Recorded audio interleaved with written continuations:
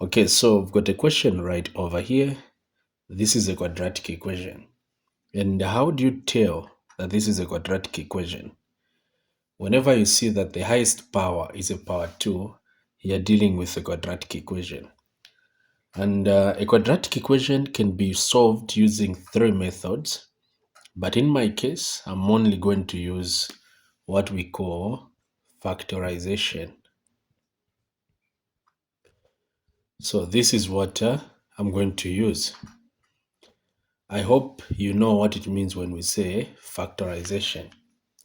So the process of factorization requires you to identify the product.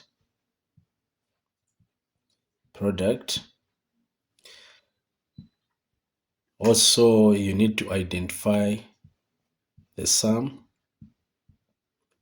And lastly, you need to identify the factors. Okay, so these are the 3 things that are needed in order for us to use the process called factorization. So for the product to be found, you're supposed to check where x power 2 or where power 2 is, this variable, and get the coefficient.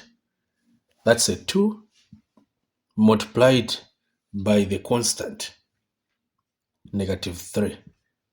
And this is giving us a -6. So you see, in other ways, for you to get this product, you're supposed to multiply 2 times a -3. So our product is a -6. For the sum, just get the number which is with x, and that's a 5. For factors, so let me do this. We know how to get the product. You just need to multiply this number by this. We get our product. So we know our product is a -6.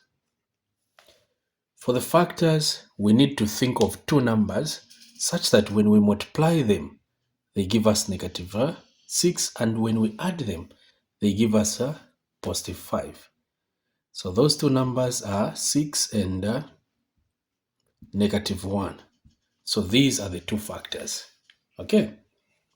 I know you may be thinking that how do or in which family am I supposed to pick these factors?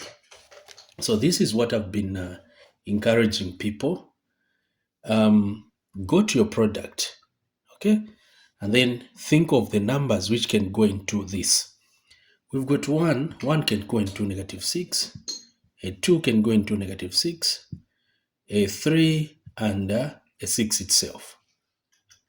So these are positive numbers. Also, the negative side can go in -1, -2, -3, and -6. So if you're able to see, these are the numbers which can go into -6. So just start picking. Pick this and this.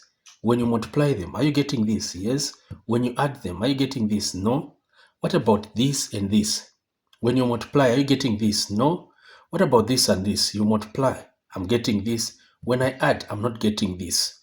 But for these 2, when I multiply, I'm getting this.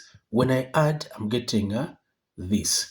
So I can say my factors are these 2. So these are the numbers I need. So after you've identified your factors, you now come right here. So you're going to maintain the first term, which is a 2x. And in place of 5x, you substitute these 2. So that would be plus 6x minus x, 1x.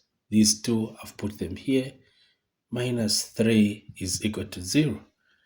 You now factorize by grouping.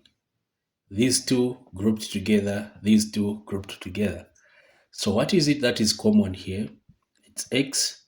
Actually, it's a 2x, because 2 can go into 2 and it can also go into 6. X is here and there. So we shall say 2x into 2x power 2. It will give us x. 2x into 6x, that is a 3.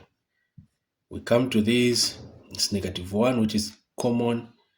Negative 1 into negative x, it's positive x.